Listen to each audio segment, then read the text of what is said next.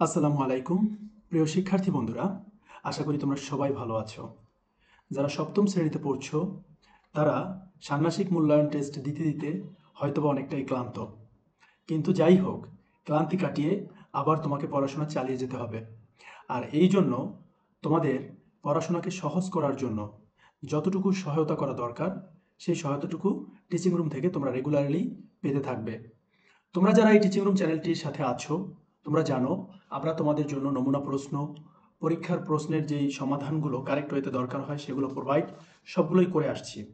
তো তোমরা পরবর্তী যে পরীক্ষাটি আছে, অর্থাৎ গণিত পরীক্ষা, এই গণিত পরীক্ষার প্রস্তুতি কিভাবে নিবে? বাসায় বসে থাকলে তো আর চলবে না, তাই না?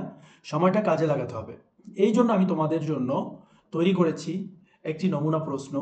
এই প্রশ্নটির মতো করেই কিন্তু দেখো, পিছনের যে পরীক্ষাগুলো হয়েছে ধারাবাহিকভাবে, সেগুলো কিন্তু আমাদের এই নমুনা প্রশ্নের ক্যাটাগরিতেই হয়েছে। তো নমুনা প্রশ্নটিকে অবশ্যই তোমাদেরকে অনুসরণ করতে হবে, আর এটা অনুসরণ করলে তোমরা বুঝতে পারবে যে না, এটা খুবই ইফেক্টিভ তোমাদের জন্য। প্রথমত তোমাদের যে প্রশ্নটি আসতে পারে তা হলো সংখ্যার সূচকীয় আকার। এটা নির্ণয় করতে বলতে পারে। প্রথমত তার একটা উদ্দীপক দিবে, দেওয়ার পরে তোমাকে একটা প্রশ্ন দিবে যে তুমি এই প্রশ্নটা করো, অর্থাৎ যেই কাজটা ছিল জোড়ায় কাজ। তো এই যে প্রশ্নটা আছে এখানে, এই প্রশ্নটা মূলত তোমাদের জোড়ায় করতে হবে। তো তোমরা এই কাজটা করার ট্রাই করবে। যদি মনে হয় যে না তোমরা পারছো না, তখন তোমরা কমেন্টে জানাবে, আমি আবার তোমাদেরকে উত্তর বলে দিব। এরপরে কাজ 2-এ একক কাজ থাকবে।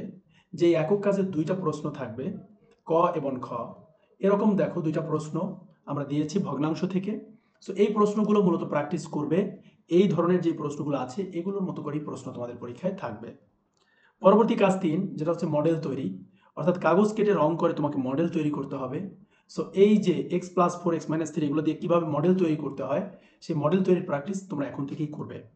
তো শিক্ষার্থী বন্ধুরা, তোমরা যারা টিচিং রুম চ্যানেলটির সাথে আছো এবং চ্যানেলটিকে যারা সাবস্ক্রাইব করেছো এবং যারা করোনি, সবাইকে আমি বলছি যে তোমরা লেখাপড়া মনোযোগ সহকারে চালিয়ে যাবা। যদি মনে হয় কখনো কোনো সাবজেক্টে প্রবলেম ফেস করতেছো, অবশ্যই তোমরা কমেন্টে জানিয়ে দিবে। ইনশাল্লাহ আমরা আমাদের সময় মতো তোমাদের কমেন্টের উত্তরগুলো জানিয়ে দিব। ভালো থাকবে, সুস্থ থাকবে। আল্লাহ হাফেজ।